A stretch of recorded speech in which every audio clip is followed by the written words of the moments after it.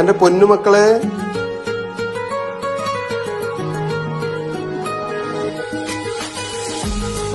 മോനിപ്പാ അസ്സലാമലൈക്കും. അലൈഹിസ്സലാം. കാക്ക എത്ര വർത്താനോ? സുഖല്ലേ? ബുദ്ധിമുട്ടുന്നുണ്ടായില്ലേ? കസ്റ്റംസിന്റെ പ്രശ്നം ഉണ്ടായില്ല?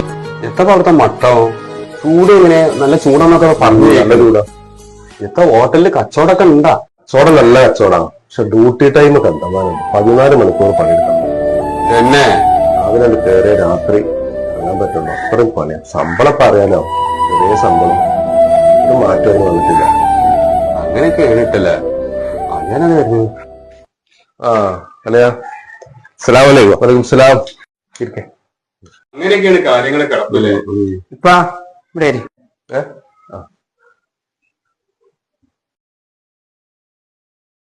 ഇപ്പൊ എങ്ങനെ ബസ്സിന് പോകുന്നത്?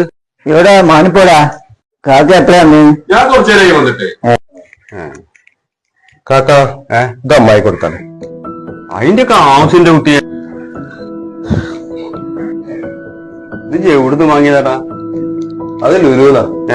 ഇതിനിപ്പോ അവിടെ എത്ര കൊടുത്തു പറ്റി? അതിലിപ്പോ 110 ദിറംസ് ആയിരുന്നു. 110 ദിറംസ് അല്ലേ? ഇതിനിപ്പോ ഇന്ത്യന്റെ 2500 ഉറുപ്പ്യ ഇതിന്റെ കണക്ക് പ്രകാരം. ഏതായാലും ഇപ്പൊ ആൾക്കാർക്ക് ഈ വെന്നൂർക്കൊക്കെ ഇപ്പൊ ഇങ്ങനെ സാധനം കൊടുത്താലേ എത്തപ്പോ കഥ. എനിക്കിപ്പോ അവിടെ ഹോട്ടലിൽ പണിയാന്ന് എനിക്കിപ്പോ നന്നായിട്ട് അറിയാം. ഇജൊരു കാര്യം ചെയ്യേ, കാക്കാനെ കുട്ടി ഇതാടെ വെക്ക്. കാക്കകള് അല്ല, അത് പറഞ്ഞാൽ പറ്റില്ല. ഞാന് 10-20 കൊല്ലം ഗൾഫിൽ കഷ്ടപ്പെട്ടാണ്. എനിക്കറിയാം അതിന്റെ ബുദ്ധിമുട്ട് എന്താണെന്ന്. അതൊന്നും പറഞ്ഞാൽ പറ്റൂല. ഇതാണ് വെക്ക്. അത് പറഞ്ഞാൽ പറ്റൂല.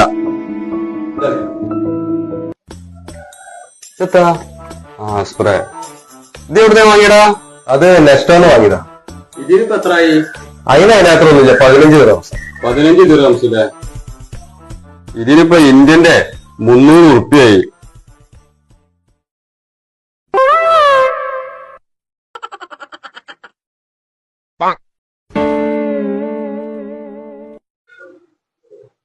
എന്നാ പോ.